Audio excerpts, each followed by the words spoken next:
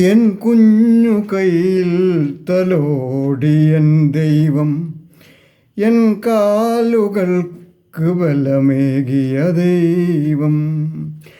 N കുഞ്ഞു കയ്യിൽ തലോടിയൻ ദൈവം, എൻ കാലുകൾക്ക് ബലമേകിയ ദൈവം.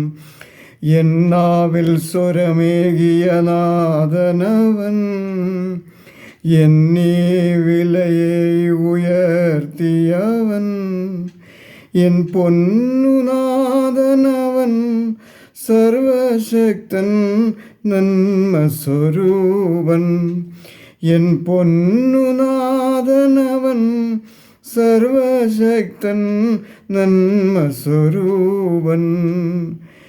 എൻ കുഞ്ഞു കയ്യിൽ തലോടിയൻ ദൈവം, എൻ കാലുകൾക്ക് ബലമേകിയ ദൈവം.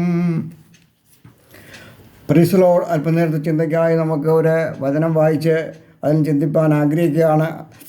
അതിനായി യോഹന്നാൻ എഴുതിയ സുവിശേഷം 20-ാം അധ്യായത്തിൻ്റെ 1-ാം വാക്യം തൊട്ട് 1-2 വാക്യങ്ങൾ വായിക്കാൻ ആഗ്രഹിക്കുന്നു.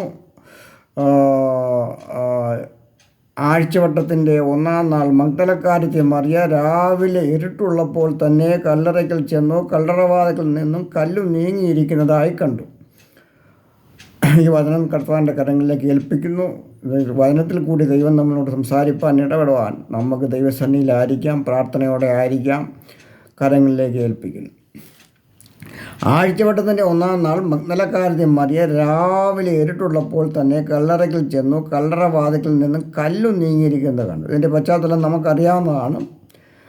മഗ്ദലക്കാരത്തി മറിയ വളരെ ആകാംക്ഷയോടെ യേശുവിനെ അടക്കിയ കല്ലറയിലേക്ക് ഓടിച്ചെല്ലുകയാണ്.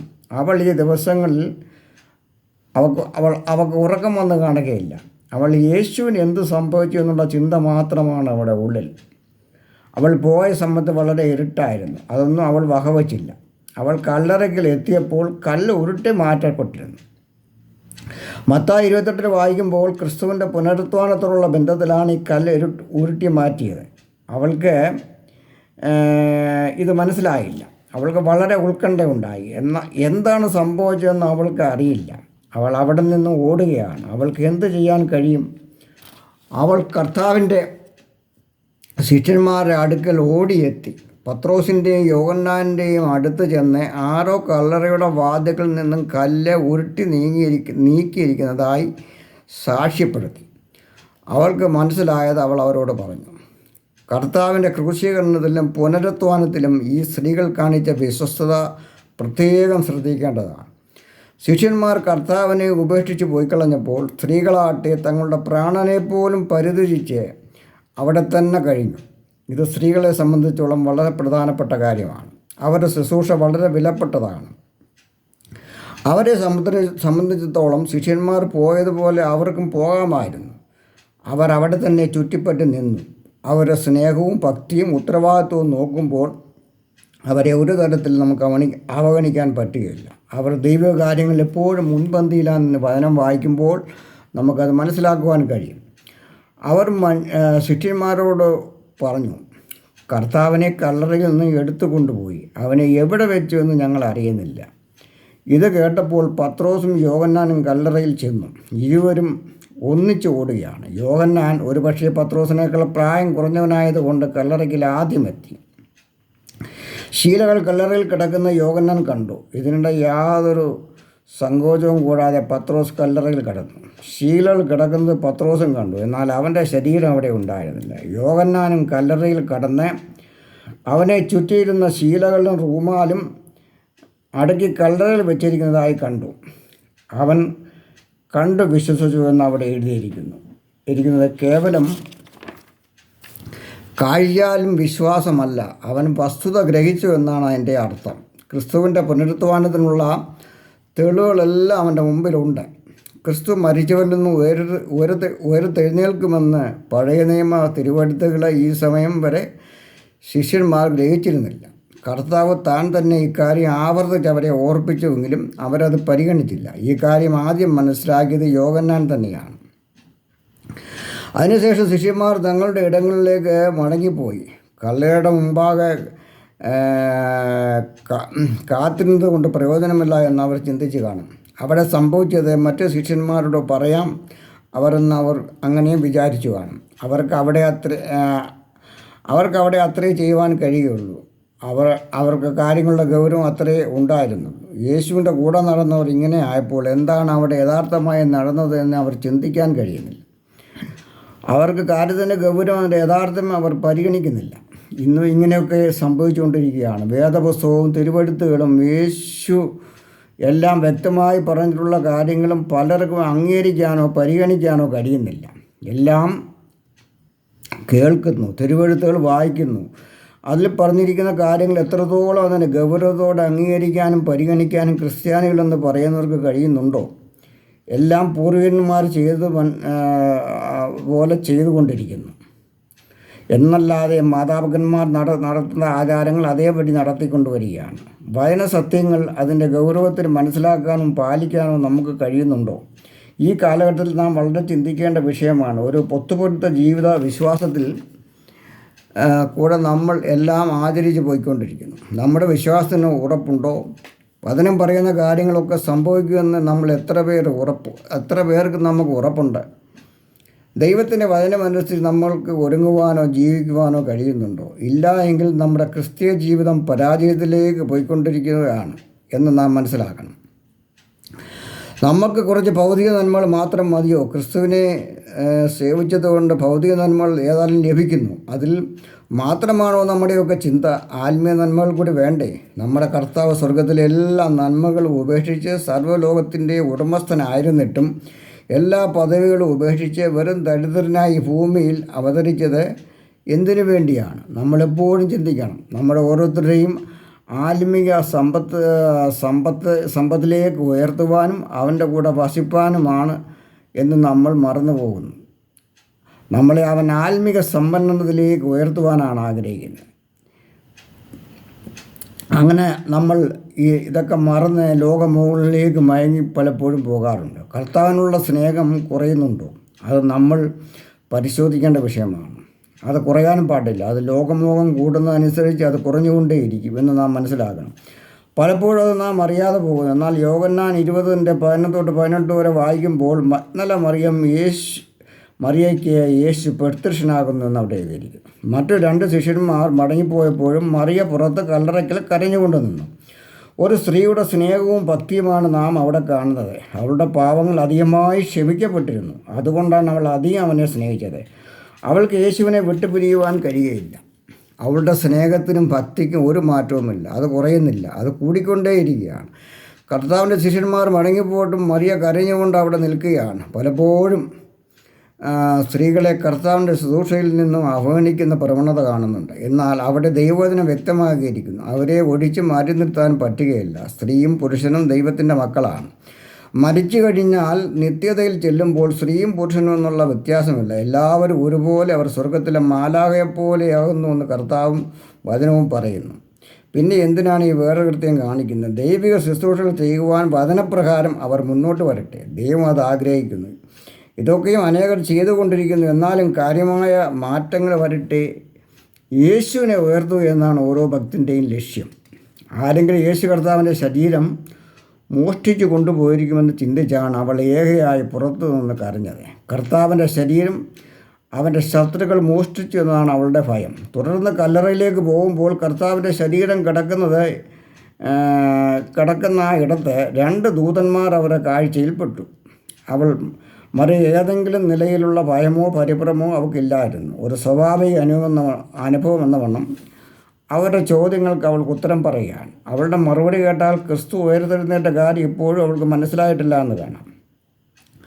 അവിടെ വായിക്കുമ്പോൾ അത് മനസ്സിലാകും. അവൾ കരഞ്ഞും മനം തകർന്നും നിൽക്കുകയാണ്. എന്ത് ചെയ്യണമെന്നറിയാതെ കർത്താവിൻ്റെ ശരീരമാണ് എടുത്തുകൊണ്ടുപോയി എന്ന് അവൾക്ക് മനസ്സിലാകുന്നേയില്ല. അവൾ കരഞ്ഞും കൊണ്ട് പുറകോട്ട് നോക്കുകയാണ്. യേശു അവളുടെ പുറകിൽ നിൽക്കുകയാണ്. അവളുടെ കരച്ചിലിൻ്റെ മുമ്പിൽ, മനം തകർച്ചയുടെ മുമ്പിൽ കർത്താവ് അവൾക്ക് പ്രത്യക്ഷമായി. ശിഷ്യന്മാരെ പോലെ അവൾ തിരിച്ചു പോയിരുന്നുവെങ്കിൽ അവൾക്ക് യേശുവിനെ കാണാൻ പറ്റുകയില്ലായിരുന്നു. അവളുടെ സമർപ്പണത്തിന് മുമ്പിൽ അവൾ യേശുവിനെ കണ്ടിട്ടേ പോവുകയുള്ളൂ എന്ന തീരുമാനത്തിലെത്തിയപ്പോൾ ദൂതന്മാരെ കണ്ടു. അവർ പറഞ്ഞിട്ട് അവൾക്ക് തൃപ്തിയായില്ല. അതാ യേശു കർത്താവ് അവളുടെ അടുത്തേക്ക് വരികയാണ്. അവൻ സ്വർഗത്തിലേക്ക് കയറിപ്പോകുന്നതിന് മുമ്പായി അവളുടെ കരച്ചിലിന് മുമ്പിൽ അവൻ പ്രത്യക്ഷനാവുകയാണ്. പ്രിയമുള്ളവരെ, നിങ്ങൾ യേശുവിനെ കാണാൻ ആത്മാർത്ഥതയോടെ ആഗ്രഹിക്കുകയാണെങ്കിൽ അവൻ്റെ സാന്നിധ്യം നിങ്ങൾക്ക് അനുഭവിച്ചറിയാൻ കഴിയും. നിൻ്റെ സമർപ്പണത്തിന് മുമ്പിൽ, തീരുമാനത്തിന് മുമ്പിൽ നിൻ്റെ ആഗ്രഹം അവൻ സഹായിച്ചു തരും. അങ്ങനെയുള്ള കർത്താവാണ് നമ്മുടെ ദൈവം. നിൻ്റെ ഹൃദയത്തിൽ നിന്നും വരുന്ന കരച്ചിൽ കണ്ടാൽ അവന് വരാതിരിക്കാൻ പറ്റുകയില്ല. അവൻ നിൻ്റെ അടുക്കിലേക്ക് വരും, നിന്നെ തൊടും, നിൻ്റെ കണ്ണുനീരെല്ലാം തുടച്ചു കളയും. അവൻ്റെ ബലമുള്ള ഭുജത്തിലേക്ക് നിന്നെ വഹിക്കുന്ന കർത്താവാണ് നമ്മുടെ ദൈവം. നമുക്ക് ദൈവത്തിന് സ്തോത്രം ചെയ്യാം. നീ അങ്ങനെ വിശ്വസിക്കുമോ? നിനക്ക് അവനെ കാണാൻ ആഗ്രഹമുണ്ടോ? നീ അവനെ സ്നേഹിക്കുന്നുണ്ടോ? അവന് വേണ്ടി കാത്തിരിക്കുക. നീ ഏത് കാര്യത്തിലാണോ ദുഃഖിക്കുന്നത്, ഏത് വിഷയത്തിലാണോ അവൻ്റെ മുമ്പിൽ വെച്ച് കരയുന്നത്?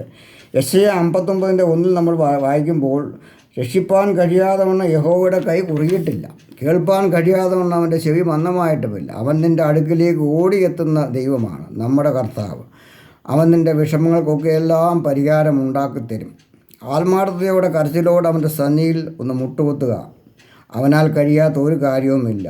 യേശു അവളുടെ പുറകിൽ നിൽക്കുന്നു എന്ന് അവൾക്ക് മനസ്സിലായില്ല. ഉഷസ്സായിരുന്നത് കൊണ്ട് സൂര്യപ്രകാശം തോട്ടത്തിൽ എത്തിയില്ലായിരിക്കാം.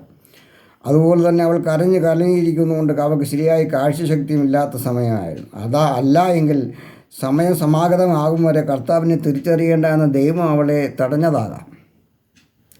യേശു അവളോട്, നീ ആരെ തിരയുന്നു? നീ എന്തിനാണ് കരയുന്നത് എന്ന് ചോദിക്കുന്നു. യേശു തോട്ടക്കാരനെന്ന് വിചാരിച്ച്, യജമാനെ, നീ അവനെ എടുത്തുകൊണ്ട് പോയെങ്കിൽ അവനെ എവിടെ വെച്ചെന്ന് പറഞ്ഞു തരിക, ഞാൻ അവനെ എടുത്തുകൊണ്ട് പോയിക്കൊള്ളാം. ലോകരക്ഷകൻ മനുഷ്യന് സമീപസ്ഥനായിരിക്കുമ്പോഴും അവനെ മനസ്സിലാക്കുവാനോ കഴിയാത്തതാണ് എത്രയോ വലിയ മനുഷ്യൻ്റെ അപകടം എന്ന് പറയുന്നത്. ലോകത്തിലെ മഹാന്മാരെ പോലെ അവൻ പ്രതാപത്തോടെയല്ല അവൻ കടന്നു വരുന്നത്. പ്രത്യുത സൗമ്യനും ശാന്തനുമായിട്ടാണ് അവൻ കടന്നു വരുന്നത്. അവളുടെ ചിന്തയിൽ യേശുക്രിസ്തു മാത്രമാകിയാൽ അപ്പോൾ അവൾക്ക് തോട്ടക്കാരനെന്ന് തോന്നിയ വ്യക്തിയോട് കൂടുതലൊന്നും പറയുവാനില്ല. അപ്പോഴാണ് പരിചിതമായൊരു ശബ്ദം മറിയുടെ കാതിലും മുഴങ്ങി, അവളെ പേര് ചൊല്ലി വിളിക്കുന്ന ശബ്ദം. യാതൊരു സംശയത്തിനും ഇടയില്ലാതെ വണ്ണം അത് യേശുവായിരുന്നു. റബൂനി എന്നവൾ വിളിച്ചു, മഹാനായ ഗുരു എന്നർത്ഥം. അവൾ കണ്ടിട്ടതിൽ വെച്ച് ഏറ്റവും മഹാനായ ഗുരുവാണ് യേശു കർത്താവ് എന്ന് അവൾക്ക് നല്ലതുപോലെ അറിയാം. എന്നാൽ അവൻ ഗുരുവിനുപരി അവളുടെ ദൈവവും രക്ഷിതാവുമാണെന്ന് ഇതുവരെയും അവൾക്ക് മനസ്സിലായിട്ടില്ല. അവൻ ആരാണെന്ന ഒരു സമ്പൂർണ്ണമായ അറിവ് അവൾക്കവിടെ പകർന്നു കൊടുക്കുകയാണ്. അവൾ യേശുവിനെക്കുറിച്ച് വ്യക്തിപരമായ പരിചയം, അവനൊരു അത്ഭുത മനുഷ്യനാണെന്ന് മാത്രം അവൾക്ക് അറിയാം.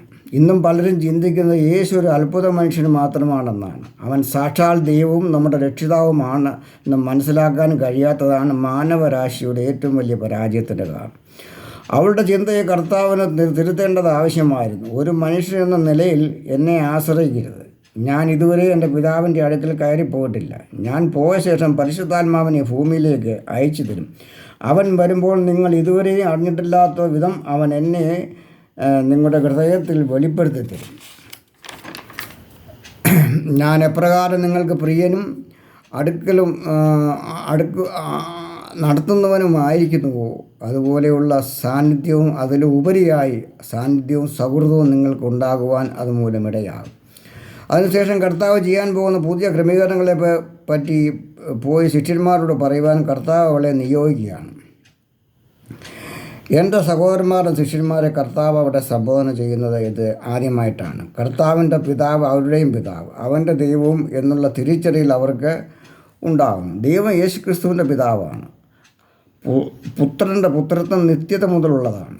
പിതാവും പുത്രനും തുല്യരാണ്. നാമാകട്ടെ ദൈവത്തിൻ്റെ ദത്തപുത്രന്മാരും. രക്ഷിക്കപ്പെടുന്ന നാഴികയിൽ ഉണ്ടാകുന്ന ഈ ബന്ധം ഒരു നാളും അവസാനിക്കാത്ത ബന്ധവുമാണ്.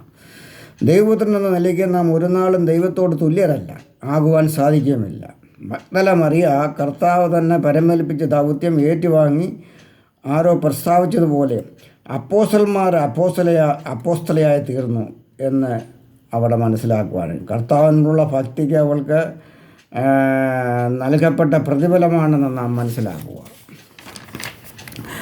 ദൈവം സ്ത്രീകൾക്ക് കൊടുക്കുന്ന പ്രാധാന്യം നാം മനസ്സിലാക്കണം. നാം കർത്താവിനെ സ്നേഹിക്കുമെങ്കിൽ, അവന് വേണ്ടി ജീവിതം സമർപ്പിക്കുമെങ്കിൽ, നമുക്ക് നൽകുവാൻ പോകുന്ന പ്രതിഫലങ്ങൾ എന്തൊക്കെയായിരിക്കും അത് നമ്മൾക്ക് അനുഭവിക്കാൻ കഴിയട്ടെ, ദൈവത്തിൽ നിന്നും പ്രാപിച്ചെടുക്കാൻ കഴിയട്ടെ. ആത്മാർത്ഥതയോടെ ദൈവത്തെ സേവിക്കാം, സമർപ്പിക്കാം. ഈ വചനങ്ങളാൽ ദൈവം അനുഗ്രഹിക്കുന്നു പ്രാർത്ഥന നിർത്തുന്നു. Price the Lord. Amen, amen.